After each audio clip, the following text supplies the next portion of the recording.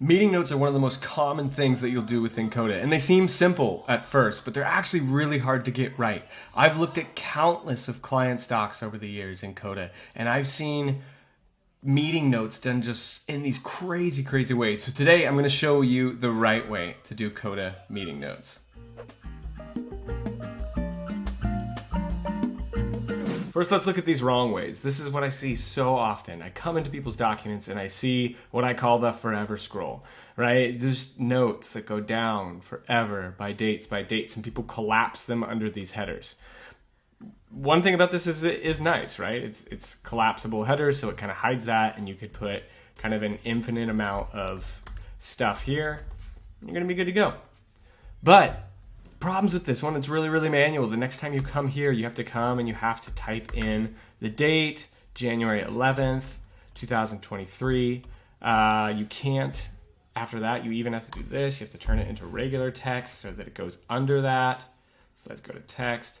Then you have to type in all your information, and there's no templates allowed here, right? No easy way to get templates in here that would be like a meeting notes template. So this way, it's also not searchable. Like, how are you going to search and find specific information within here? It's so hard to do. Do not do your notes this way. The next wrong way is what I call the endless page. People create a different or new page for each meeting that they have. But this also, once again, it just gets really cluttered. You can see here that this, as it keeps going on, will even get more cluttered. It's overwhelming. How do I find the information I need? How do I remember where I am in my document? Not a good way. Do not do your meeting notes like this. The way that I'm going to show you is going to be scalable. It's going to be searchable. You're going to be able to use templates on it. You're going to be able to run data on it. You're going to be able to make queries out of it, like who attended, who did not attend. Let me only see my meetings. Let's only see meetings that talks about emails. It's going to be a much better way. So what you're going to do first is you're going to create a table, and you're going to call this the meetings table. There's going to be these main columns. You actually need just these ones right here. We're going to call this one date. We're going to call this description. We're going to call this attendees. And you've got your notes in a Canvas column. What you're going to do first is change this to a date, and then you're going to go into date options. You're going to say value for new rows is equal to today, because most often you're going to come into this table and you're simply going to add a new row for a new meeting. And it's going to add today's date automatically for you.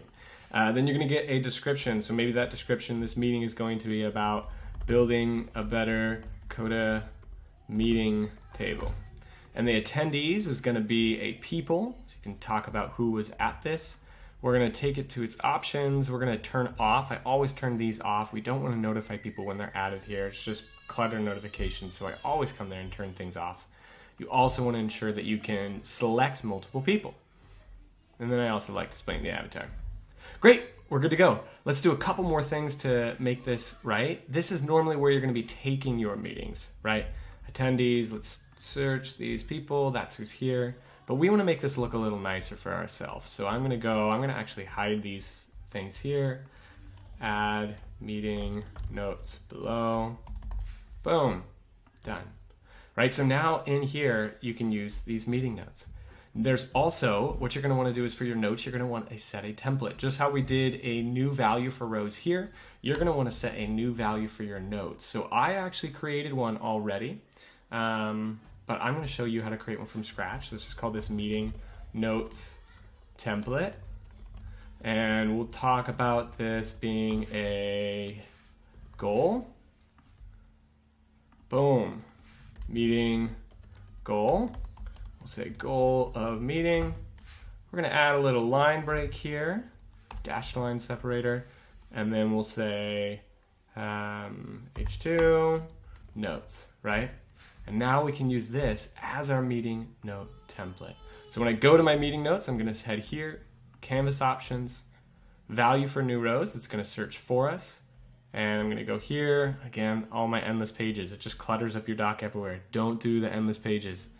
Meeting note template is what we want. All right, so now the moment I make a new row, it chooses today for me.